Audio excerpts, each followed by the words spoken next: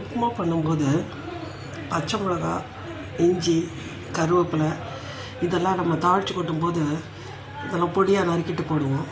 அது எவ்வளோ பொடியாக நறுக்கினாலும் எல்லாம் அதை ஒதுக்கிடுவாங்க. குழந்தைகள் வந்து அந்த கருவேப்பிலை, இஞ்சி அதெல்லாம் சாப்பிடவே மாட்டான்.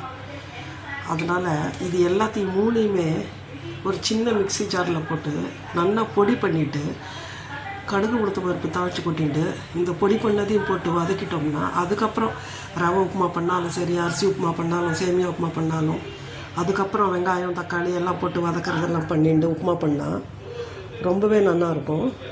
இந்த இஞ்சியும் வயிற்றுக்கு போகும், டேஸ்ட்டும் ரொம்ப நல்லாயிருக்கும். ட்ரை பண்ணி பாருங்கள்.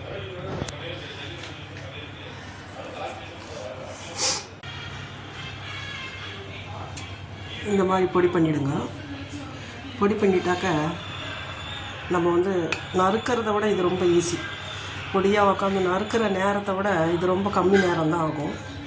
பொடி பண்ணி போட்டால் டேஸ்ட்டும் நல்லாயிருக்கும். இதை நீங்கள் ட்ரை பண்ணி பாருங்கள் ஒரு தடவை. லதா ஃபுட்ஸ் சேனலில் இருக்கிற சப்ஸ்கிரைபர் எல்லாருக்கும் வணக்கம். என்னுடைய சேனலை வந்து நிறைய பேர் சப்ஸ்கிரைப் பண்ணியிருக்கீங்க.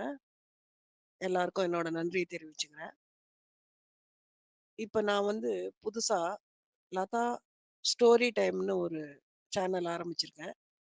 அதில் வந்து கதைகள், நாவல்கள், சிறுகதை இதெல்லாம் வந்து நான் படிக்கிறேன். அதனுடைய லிங்க்கை நான் வந்து இதோட அனுப்புகிறேன் உங்களுக்கு.